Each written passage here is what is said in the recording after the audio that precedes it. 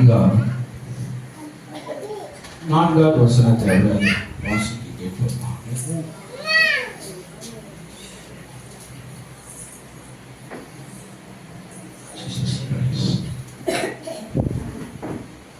அவன் வனாந்தரத்தில்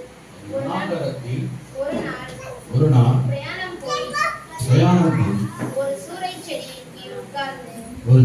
செடியின் கீழ் உட்கார்ந்துதான் சாக வேண்டும் என்று கோரி, போதும் கர்த்தாவே, என் ஆத்துமாவை எடுத்துக்கொள்ளும், நான் என் பிதாக்களை பார்க்கிறோம் நல்லவன் அல்ல என்று சொல்லி ஒரு சூரை செடியின் கீழ் படுத்துக்கொண்டு நித்திரை பண்ணினான். அப்பொழுது ஒரு தூதன் அவனை தட்டி எழுப்பி, எழுந்திரு, போஜனம் பண்ண என்றான். கர்த்தருடைய நாமத்துக்கு மகிமை உண்டாவதாக. மீண்டுமாக வாசிப்போம். எலியா வனாந்தரத்தில் ஒரு நாள் பிரயாணம் பண்ணி ஒரு சூரை செடியின் கீழே படுத்துக்கொண்டு அவன் என்ன பண்ணானா, சாக வேண்டும் என்று ஒரு தீர்மானத்தை எடுத்து அந்த சூரை செடியின் கீழே அவன் இருக்கான். அதுக்கு அடுத்தது, என் ஆத்துமாவை எடுத்துக்கொள்ளும் என்று சொல்லி இவ்வாறு அவன் சொல்லும் பொழுது தேவதூதன் அங்கே தோன்றி அவனுக்கு என்ன பண்ணாரா, என்ன கொடுத்தார்? அவருக்கு போஜனம் கொடுத்தார். கர்த்தருடைய நாமத்துக்கு மகிமை உண்டாவதாக. அருமையானவர்களே, இன்றைக்கு தேவன் கொடுக்கப்பட்ட வாழ்க்கையில சிலர் வருகின்ற சூழ்நிலைகளை எல்லாவற்றையும் அவர்கள் என்ன நினைக்கிறார்கள் என்று சொன்னால், இந்த உலகத்தின் உள்ள கவலைகள், சிற்றின்பங்கள், போராட்டங்கள், பிரச்சனைகள் இருக்கிற பொழுது எலியாவை போல என் ஜீவனை என்ன பண்ணும், நீ எடுத்துக்கொள்ளும், என் ஆத்துமாவை நீ தானவரே எடுத்துக்கொள்ளும், என் பிதாவை காட்டிலும் என் பிதாக்களை காட்டிலும் நான் நல்லவன் அல்ல, ஆகினாலே என் ஜீவனை நீ எடுத்துக்கொள்ளும் என்று சொல்லி அவர்தாமே அந்த இடத்துல சொல்லுகிற வார்த்தையை நாம் பார்த்தோம். தேவனாகிய கர்த்தர் என்ன செய்கிறார் என்று சொன்னால், அவனை வாழ வைக்கும்படியாக தேவன் செய்கிறார். கர்த்தருடைய நாமத்துக்கு மகிமை உண்டாவதாக.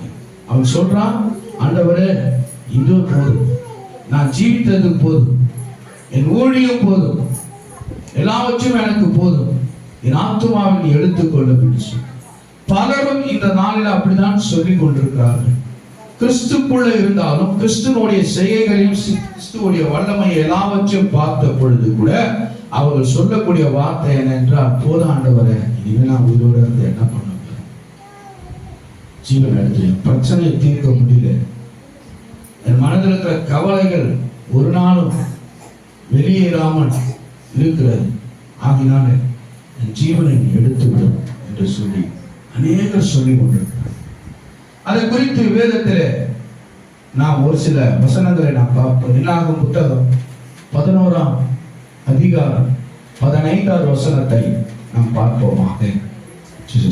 எடுத்தவர்கள் வாசிப்போம்.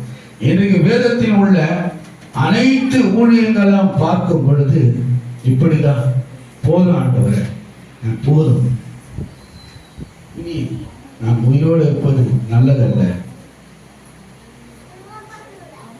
என் ஆத்துமாவை எடுத்துக்கொள்ளும் என்று சொல்லி தேவனாகிய கர்த்தர் இப்படி இருக்கிற மனிதர்களை எவ்வாறு செய்கிறார் என்பதை குறித்து வேதத்தில் நாம் பார்க்க போகிறோம். எடுத்தவர் வாசிங்க. என்னாகும் புத்தகம் 11ஆம் அதிகாரம் 15வது வசனத்தை. உம்முடைய கண்களிலே கிருபை கிடைத்ததனால் இப்படி எனக்கு செய்யாமல் என் உபத்திரவத்தை காணாதபடிக்கு இப்பொழுதும் என்னை கொன்று போடும் என்று சொல்கிறார். யாரு? மோசே. கர்த்தருடைய நாமத்துக்கு மகிமை உண்டாவதாக. ஏனென்றால் அங்க சொல்லப்படுகிறது என்னவா, உபத்திரவத்தை நான் காணாமல் என்ன பண்ண வேண்டுமா, என்னை கொன்று போடும். ஏனென்றால் அங்க இருக்கிற ஜனங்களை அவரால் நடத்த முடியல, அவரோட பிரச்சனைகளை அவர் தீர்க்க முடியல. அதுக்கு முன்னால சொல்லப்பட வசனம், இந்த ஜனங்களுடைய பாரங்கள் எல்லாம் என் மேல் சுமத்தும்படியாக என்னை தெரிந்து கொண்டீரே என்று சொல்லி, ஆகையினால இந்த உபத்திரவத்தை எல்லாம் நான் பார்ப்பதற்காக என்ன பண்ண, காணுவதற்கு முன்பதாகவே என்னை ஒன்று போடும் என்று அவர் சொல்கிறார். கர்த்தருடைய நாமத்துக்கு மகிமை உண்டாவதாக. எரேமியாவின் புத்தகம் 20:4-18 அப்படியாக வாசிப்போம். எரேமியாவின் புத்தகம். இன்றைக்கு குடும்பத்தில் இருக்கிற, ஊழியத்தில் இருக்கிற அனைவருக்கும் இப்படியாப்பட்ட போராட்டங்களும் பிரச்சனைகளும் இருக்கத்தான் செய்யும். பிள்ளைகளாக, கணவர்களாக, வருவாயினாலும் சரீரத்தின் பலவீனத்தினாலும் நமக்கு என்ன இருக்கிறது என்று சொன்னால், இருக்கிறத விட சாகிறது நலமா இருக்கும் என்று பிறர் எண்ணுகிறார். அதனால மோசையோட சொல்றார், நான் உபத்திரவத்தை பார்ப்பதற்கு முன்பதாகவே என் ஜீவனை எடுத்துக்கொண்டால் நலமா இருக்கும். என் ஜீவனை எடுத்து நான் உபத்திரத்தை பார்க்க என்னால் முடியல, நான் அதை விரும்பல, ஏன்னா என் ஜீவனை எடுத்துக்குவேன் என்று சொல்றேன். ஆனால் அவரோட முடிவை தேவன் தாம் என்ன பண்ணார் என்று சொன்னா, மனுஷன் அடக்கம் பண்ணல, தேவனே அவரை அடக்கம் பண்ணினார் மலையில. யாருக்கும் அப்படியாப்பட்ட ஒரு சாக்கியம் கிடைக்காது. கர்த்தருடைய நாமத்துக்கு மகிமை உண்டாவதாக. எலியாவுக்கும் அதே போல ஒரு சாக்கியத்தை வைத்திருக்கிறார். தேவனுடைய நாமம் மகிமைப்படுத்த எடுத்தவர்கள் வாசிங்க. எரேமியாவின் புத்தகம் 20:4-18. மேலும் கர்த்தர், இதோ நான் உன்னையும் உன் எல்லா சிநேகிதரையும் பயத்துக்கு ஒப்புக் கொடுக்கிறேன். உன் கண்கள் காண இவர்கள் சத்துருக்களின் பட்டயத்தால் விழுவார்கள். யூதா அனைத்தையும் நான் பாபிலோன் ராஜாவின் கையில் ஒப்புக் கொடுப்பேன். அவன் அவர்களை சிறைப்பிடித்து சிலரை பாபிலோனுக்கு கொண்டு போய் சிலரை பட்டயத்தால் வெட்டி போடுவான். 18. நான் வருத்தத்தையும் சஞ்சலத்தையும் கண்டேன். என் நாட்கள் வெட்கமாய் கழியும்படிக்கு நான் கர்ப்பத்திலிருந்து வெளிப்பட்டதில்லை. என்ன சொல்றான் எரேமியா? மிகப்பெரிய ஒரு தீர்க்கதரிசனமான ஒரு ஊழியக்காரர். அவர் சொல்லும் பொழுது என்ன சொல்றார்? 18வது வசனத்தை மீண்டுமாய் வாசிங்க. நான் வருத்தத்தையும் சஞ்சலத்தையும் கண்டு என் நாட்கள் வெட்கமாய் கழியும்படி நான் கர்ப்பத்திலே வெளிப்பட்டது என்ன? நான் ஏன் பிறந்தேன்? எதற்காக பிறந்தேன்? இப்படியாப்பட்ட ஒரு சூழ்நிலை, வருத்தத்தோடு வெட்கத்தோடு கழிக்கக்கூடிய என்னுடைய ஜீவிதம் எதற்காக நான் கர்ப்பத்தில் உருவாகி ஒரு மனிதனாக இந்த பூமியில இருக்க வேண்டும்? எனக்கு இப்படியாப்பட்ட வேதனைகளும் இப்படியாப்பட்ட துன்பங்களும் துயரங்களும் எனக்கு தேவைதானா? இது நான் எதற்காக? இன்னும் அதிகம் முன்னாடி இருக்கிற வசனத்தெல்லாம் நீங்க வாசித்து பார்த்தீங்கன்னா அது ரொம்ப கஷ்டமா சொல்றாங்க. தேவனுடைய நாமத்துக்கு மகிமை உண்டாகுங்க. இந்த மூவருமே ஊழியத்துல இருந்தவர்கள் தான். ஊழியம் என்பது அவ்வளவு சாதாரணமான அல்ல. ஒரு மனுஷனுடைய வாழ்க்கை தனிப்பட்ட வாழ்க்கையிலும் மிகவும் சுலபமா இருக்கும் என்று என்னைக்குமே எண்ணக்கூடாது. சுலபமா இருக்குது என்று நினைக்கிறீர்கள் என்று சொன்னால் பிற்காலத்தில் அது மிகப்பெரிய அப்படி நடுவர பாரத்தை உங்களுக்கு அது வருவிக்கிறதாக இருக்கும். தேவனுடைய நாமத்துக்கு மகிமை உண்டாவதாக. கடைசியாக யோனாவின் புத்தகத்தை நாம் வாசிக்க கேட்போமாக. 4ஆம் அதிகாரம் 3:8. யோனாவின் புத்தகம் 4ஆம் அதிகாரம் 3வது வசனம் வாசிக்க கேட்போமாக. அதிலிருந்து வாசிக்கும் பொழுது, ஒவ்வொரு மனுஷனும் வேதத்தில் தேவன் அனுமதிக்கப்பட்ட செய்யக்கூடிய காரியத்திலெல்லாம் அவர்கள் ஜீவன் கசப்பானதையும் தான் பிறந்ததையும் கூட அவர்கள் இனிமையா எண்ண முடியாத ஒரு சூழ்நிலையை அங்க கொண்டு வருவதை நாம் பார்க்கிறோம்.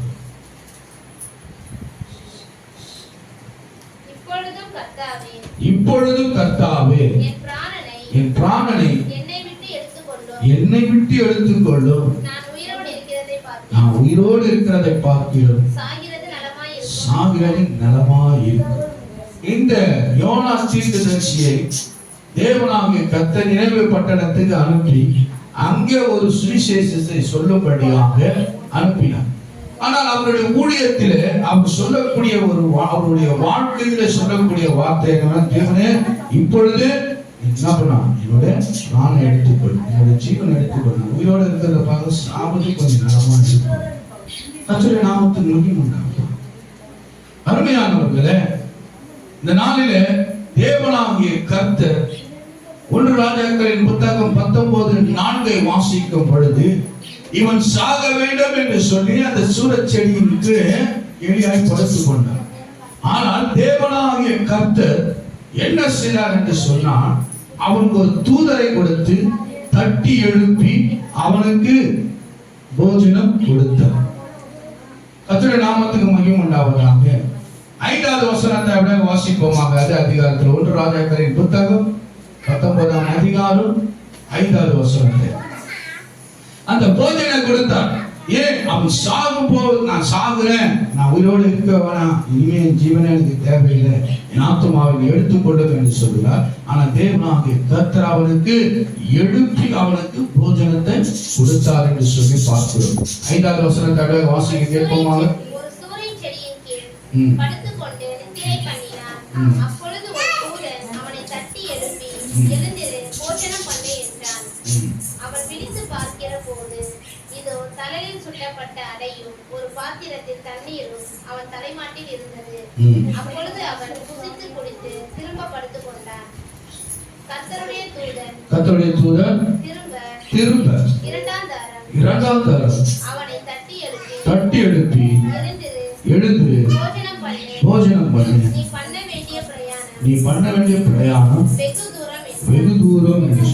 அருமையானவர்களே, இன்றைக்கு கிறிஸ்துக்குள்ள இருக்கிற கிறிஸ்தவர்கள் கிறிஸ்துவ ஜீவியத்தை அருமையாக எண்ண வேண்டும். அதுல போராட்டங்கள் வரும், பிரச்சனைகள் வரும், கவலைகள் வரும், துன்பங்கள் வரும். வந்தாலும் கூட நாம் என்ன செய்ய வேண்டும் என்றால், தேவன் சொல்லுகிறார். அவன் என்ன சொன்னா, நான் போராண்டவரே, இனிமே நான் இருக்கிறது சரியல்ல, ஜீவனை எடுத்துக்க என்று சொன்னால் கூட அவர் என்ன சொல்லுகிறார் என்று சொன்னா, அவனுக்கு போஜனத்தை 2ஆம் தரம் கொடுக்கிறார்.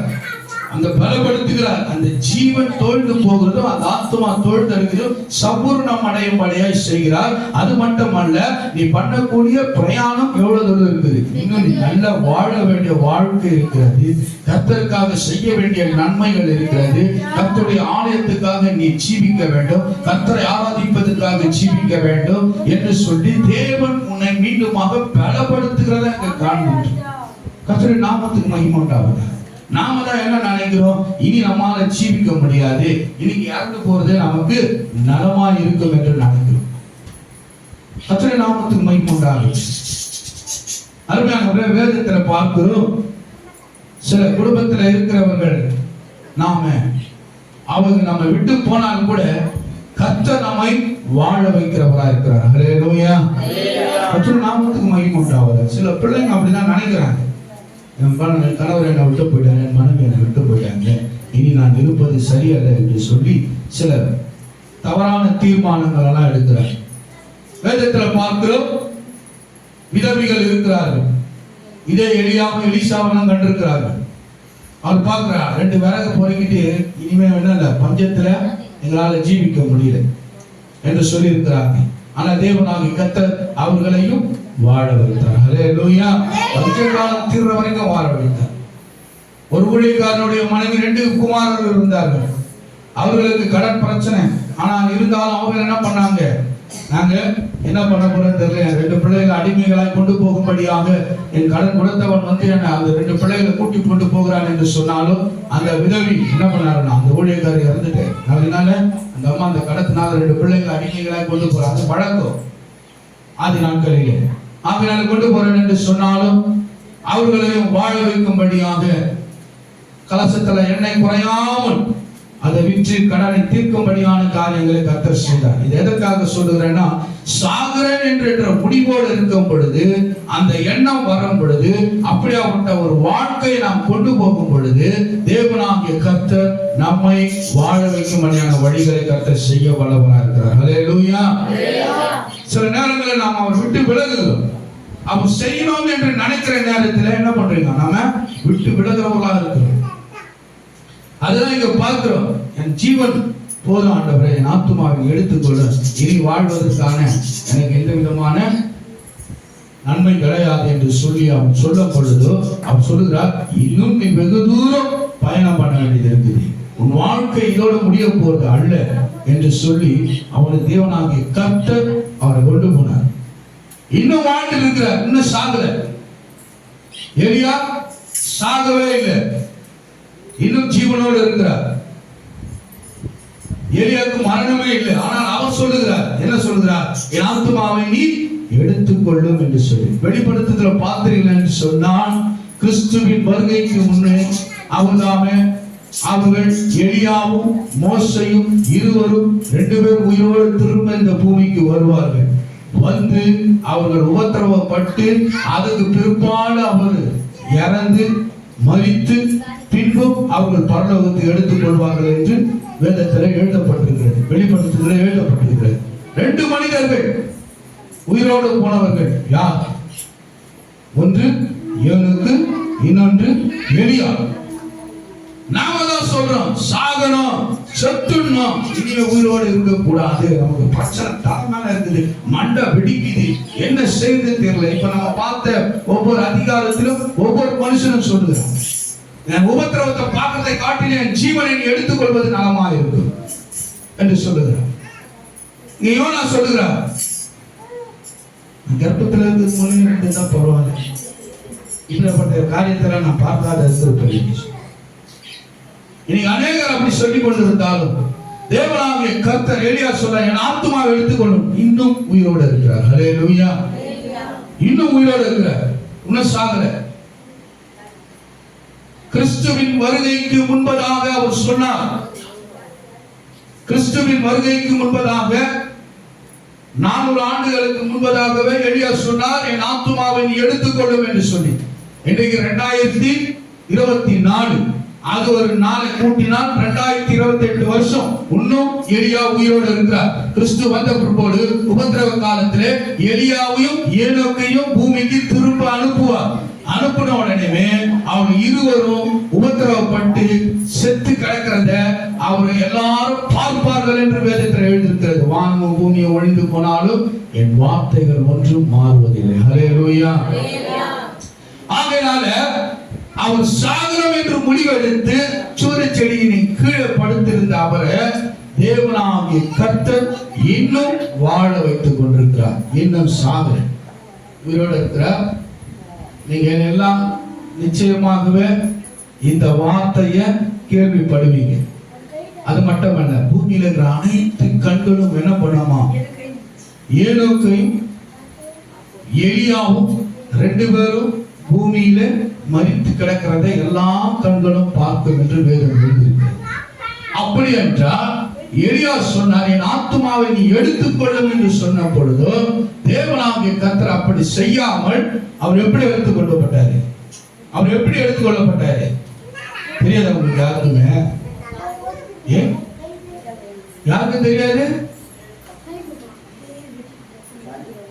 சுழல் காற்றினால அவர் எடுத்துக்கொண்டார். அவர் மரித்து மேல போல சுழல் காற்றினால அவர் மேலே எடுத்துக்கொண்டார். ஏனென்றால் அவர் மேல வச்சிருந்து தேவனாகிய கர்த்தர் அந்த சொன்ன வார்த்தை, வெளிப்படுத்தின சொன்ன வார்த்தைக்கு அவரை ஜீவனோடு கீழே அனுப்பி அவர் மரித்து மறுபடியும் மேல போகும்படியா ஒரு சுழல் காற்றில் அவர் எடுத்துக்கொண்டார்.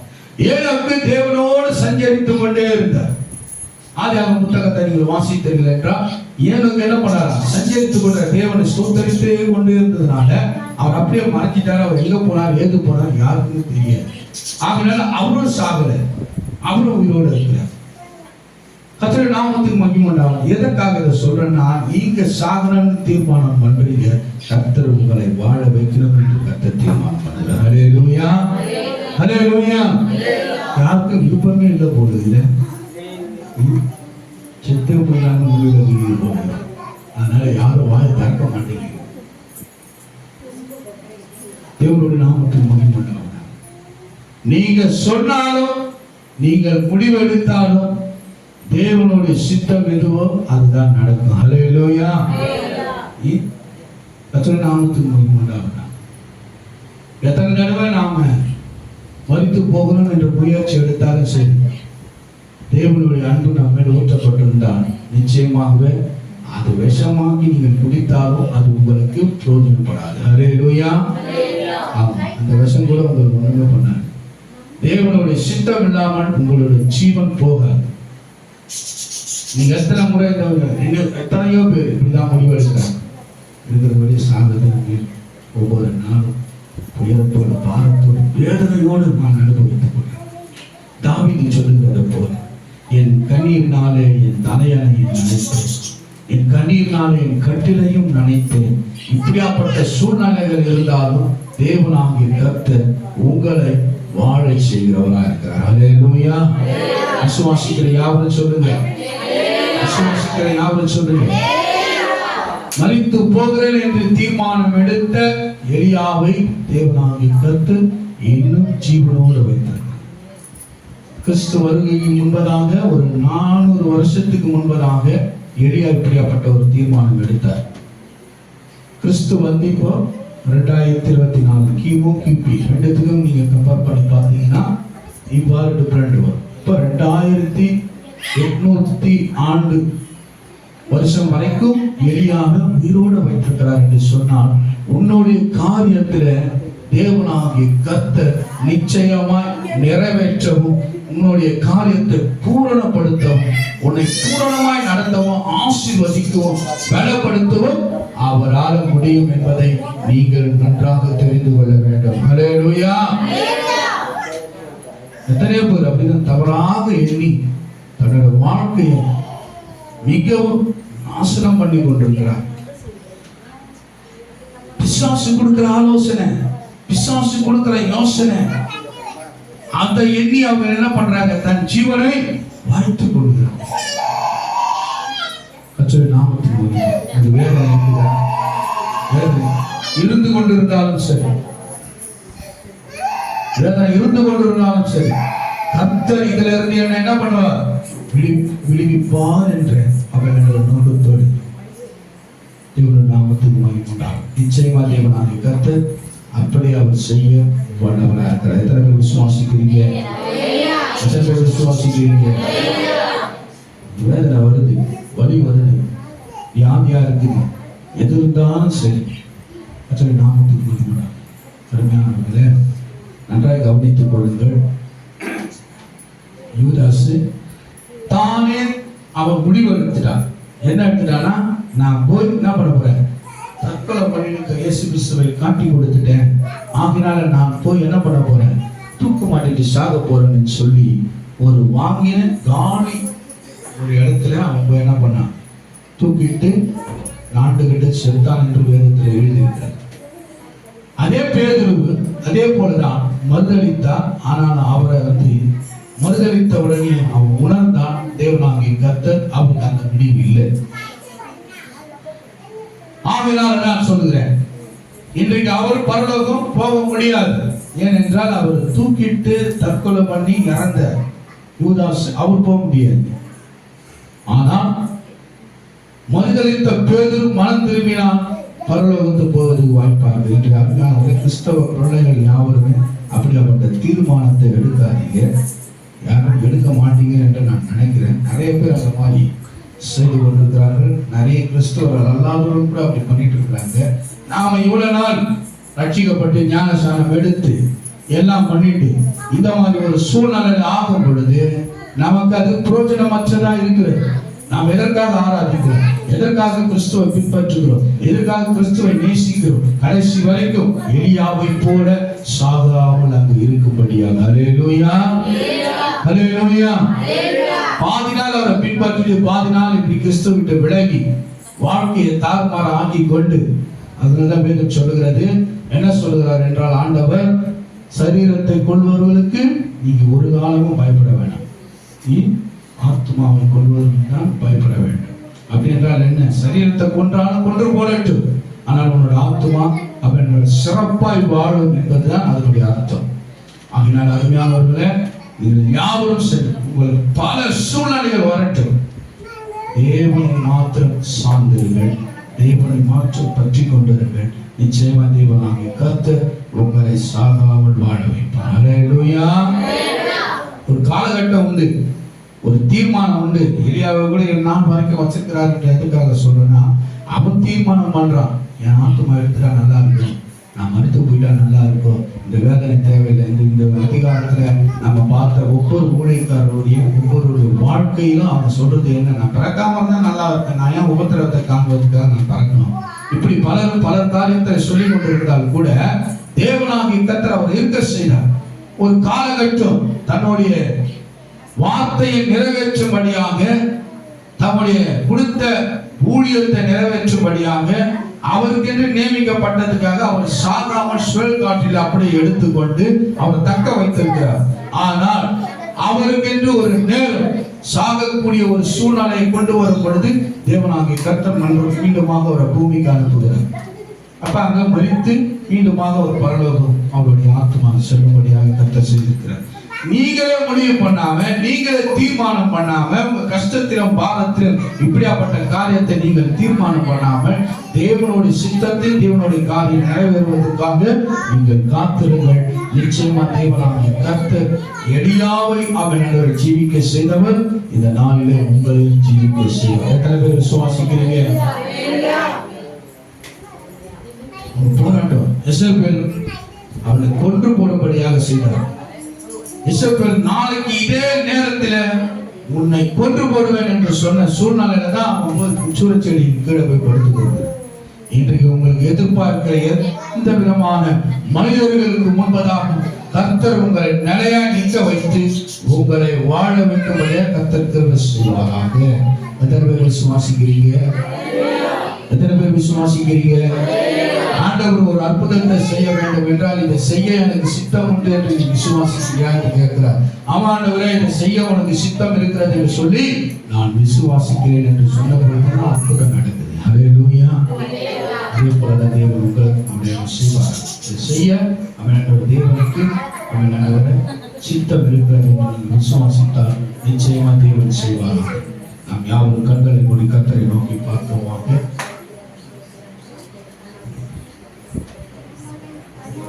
வானத்துக்கும் பூமிக்கும் அதிகாரம் படைத்த கர்த்தாவே, சர்வலோகத்துக்கும் ராஜா, இன்றைக்கு எத்தனையோ பேர் அவனோட மதித்து ஆண்டவருடைய வாழ்க்கையை இழந்து போயிருக்கு. தேவனுடைய நாமத்துக்கு தேவாதி தேவனாக கர்த்தாவே, நான் பைபிள் காலேஜில் இருக்கும் பொழுது அவன் ஆண்டவரை எங்களுக்கு முன்பதாக இருக்கிறேன். அவன் ஆண்டவரை அவர்களாம் சொல்லுவார்கள், நான் 100 வருஷம் இருப்பேன். அது உபத்திரவமோ பிரச்சனையோ குழப்பமோ அதை பத்தியெல்லாம் இல்லை. ஆனால் நான் 100 வருஷம் இருப்பேன்னு சொல்லி அவன் ஆண்டவரை அவர் சொல்வார். தேவனுடைய நாமத்துக்கு மகிமை உண்டாவதாக. ஆண்டவரே, இந்த நாளில ஒவ்வொரு குடும்பத்தில் இருக்கிற பாரங்களும் துயரங்களும் கஷ்டங்களும் வேதனைகளும் வேதனைகளும் சஞ்சலங்களும் ஆண்டவரே என் தேவாதி தேவனாகிய கர்த்தர் இன்றைக்கு எலியாவை வாழ வைத்துக் கொண்டிருக்கிற தேவன் அதே போல ஒவ்வொரு குடும்பத்தை நீ வாழ வைக்கிறாங்க, ஒவ்வொரு ஜீவனையும் நீ வாழ வைக்கிறாங்க.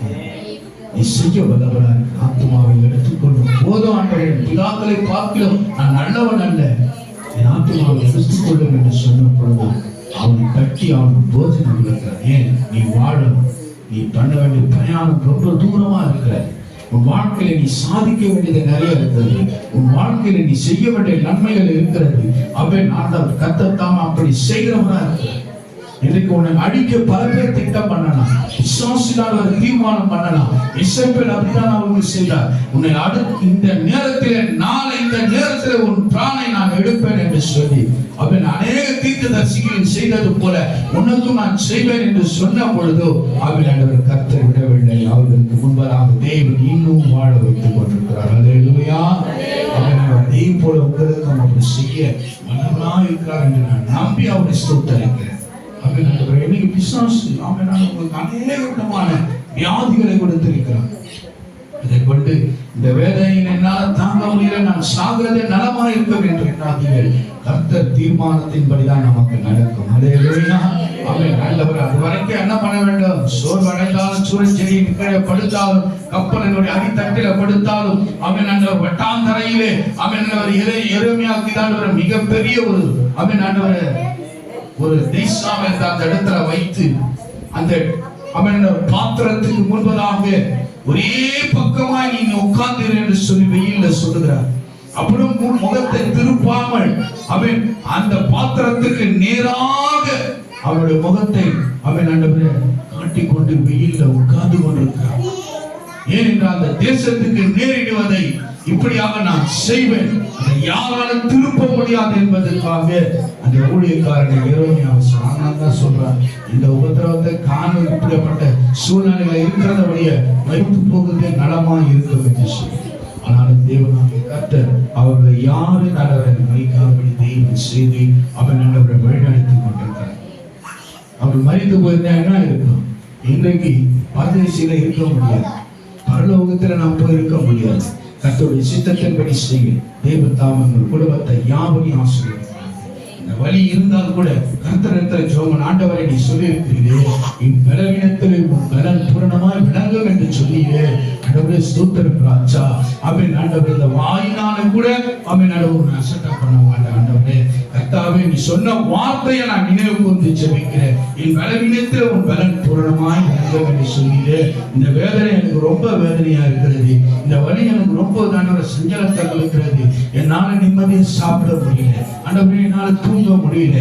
ஆமென் ஆண்டவரே தயவு செய்து இந்த பிரச்சனை எனக்கு ஆண்டவரே கர்த்தாவே கண்ணீரினால் ஆண்டவரை கட்டில நினைக்கிறேன் ஆண்டவரே. ஆமென் ஆண்டவரே அழுது கொண்டு இருக்கிறேன் ஆண்டவரே, அழுகையை கழிப்பாய் மாற்றும் ஆண்டவரே. கர்த்தாவே உம்மை ஸ்தோத்திரம். நீ சொன்னீர் அல்லவா உன் பலவீனத்தில் என் பலன் பூரணமாய் விளங்கும் என்று சொன்னீரே, இந்த பலனை எனக்கு தாரும். நீ சொன்னீர் அல்லவா ஆமென் ஆண்டவர் சத்துவம் இல்லாதவனுக்கு நான் சத்துவத்தை கொடுக்கிறேன் என்று சொன்ன தேவன். ஆமென் ஆண்டவர் கர்த்தாவே ஆமென் ஆண்டவர் அப்படியே நீ செய்யும்படியாய் உம்மை ஸ்தோத்திரிக்கிறோம் ராஜா என்று சொல்லி ஜெபம். அதற்காக வேற வழி கையாளாதே, எங்கேயும் தேடி போகாது, எதையும் நாடி போகாது. அமர்ந்து அவரே தேவன் என்று அறிந்து கொள். கர்த்தர் நிச்சயமா உங்களுக்கு அற்புதத்தை செய்வாராக, நிச்சயமா அதிசயத்தை செய்வாராக. நாமத்துக்கு குடும்பத்தில் இருக்கிற சூழ்நிலை, பிள்ளைகள் இருக்கிற தாறுமாறான வழிகள் எல்லாவற்றும் தேவனாகி கர்த்தாவே நீ மாற்றுகிறேன் என்று சொல்லிதான் நாங்கள் உண்மையே நம்பி இருக்கிறோம். செய்கிறேன் என்று சொல்லி அவர் சமூகத்தில் உட்கார்ந்து அவனிடம் சொல்லி கட்டிலையும் தலையாலையும் நினைத்தவன் தேவனாகிய கர்த்தர் அரசனாய் மாற்றி அவனை தாமே தேவனாகிய கர்த்தர் எல்லா துன்பத்துக்கு துயரத்துக்கு நீங்களாக்கி தேவன் ரட்சித்து அவருடைய காரியத்தினாலே அவன் பெரியவனாய் ஆனான். அல்லேலூயா. தேவன் அப்படியே செய்வாராக, தேவன் நிச்சயம் அப்படியே செய்வாராக. அவே நல்லவர் உமக்கு குணாகுண ஸ்தோத்திரம். நாளிலே தேவனாகிய கர்த்தாவே எல்லாவற்றையும் தேவன் ஒருவரே அறிவார், அவருக்கு மறைவாக ஒன்றும் கிடையாது. தேவனாகிய கர்த்தர் கிருபை செய்து வழிநடத்துவார் என்று சொல்லி நாளை நாங்கள் உணர்கிறோம். ஆண்டவரே உமக்கு குணாகுண ஸ்தோத்திரம். உன் போக்கையும் உன் வரத்தையும் இது முதலாய் பத்திரமாய் பாதுகாப்பாங்க. சங்கீதம் கர்த்தாவே 121 அதனால் அவர்களை பத்திரமாய் பாதுகாத்து கொண்டு வருவார் என்று சொல்லி தேவனுடைய அனுகிரகம் இறங்கட்டும். வந்தவர்களை யாவரையும் ஆசீர்வதிங்க. இந்த ஜெபத்தில் கலந்து கொண்டு இந்த ஆராதனையில் கலந்து கொண்ட யாவரையும் நீங்கள் ஆசீர்வதித்து வழிநடத்தும்படி அவன் கருத்தில் ஒப்புக் கொடுத்தார். தொடர்ந்து காத்துக்கொள்ளும். தேவன் இருக்கிறார், அவன் என்னை பலப்படுத்துவார், அவர் என்னுடைய பலவீனத்தை அவர் நீக்கி போடுவார், என்னுடைய வியாதிகளை அவர் சுகமாக்குவேன் என்று சொல்லியிருக்கிறார். இந்த வார்த்தையெல்லாம் நான் விசுவாசிக்கிறேன். என்னுடைய கால் வலிகள், என்னுடைய அவனுடைய நெஞ்சு வலிகள் அன்றுடைய ஸ்தோத்திரம் ராஜா, அவனுடைய சுகர் கூட இருக்கிறது என்று சொல்றாங்க. இயேசுவின் நாமத்தினாலே சுகரை இல்லாமல் செய்ய நீ வல்லவராக இருக்கிறீர்.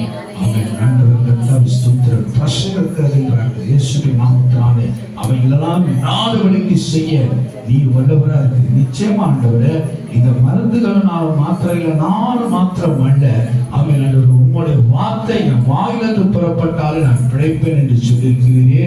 ஆமென் ஆண்டவரே, அவைகளெல்லாம் எடுத்து போடுங்க. கர்த்தருடைய நாமத்துக்கு மகிமை உண்டாவதாக. நீ செய்ய வல்லவர். ஆமென். இன்னும் கொஞ்ச நாள் ஆமென் ஆண்டவரே, பிள்ளைகளை எல்லாம் சரி பண்ணேன். ஆமென் ஆண்டவரே, கர்த்தாவே, இன்னும் ஊழியத்தில் நான் ஏதாவது ஒத்தாசை பண்ணேன். ஆண்டவரே ஸ்தோத்திரம். இன்னும் ஆண்டவர் உம்மை நன்றாக ஆராதிக்க, ஆண்டவர் ஆவிக்குரிய ஜீவியத்தில் இன்னும் நன்றாக வளர என்னை நீ வாழ வைக்க வேண்டும். ஹல்லேலூயா. உமக்கு கூடாகுடி ஸ்தோத்திரம். ஆமென் ஆண்டவரே, எலியாவை செய்தது போல எங்களுக்கு செய்ய நம்பி ஸ்தோத்திரம். சகல துதி கன மகிமை எல்லாம் உமக்கு செலுத்தும். ரட்சகர் இயேசு கிறிஸ்துவின் நாமத்தினாலே நாங்கள் ஜெபிக்கிறோம். ஜீவனுள்ள நல்ல பிதாவே. ஆமென், ஆமென், ஆமென். என் ஆத்துமாவே கர்த்தரை ஸ்தோத்திரி. என் முழுமை பரிசுத்த நாமத்தை ஸ்தோத்திரி. என் ஆத்துமாவே கர்த்தரை ஸ்தோத்திரி. கர்த்தர் செய்த சகல உபகாரங்களை என்றும் மறவாதே. ஆமென், ஆமென். அவர் சென்று சொல்லுவோமாக. ஹல்லேலூயா, ஹல்லேலூயா, ஹல்லேலூயா, ஹல்லேலூயா.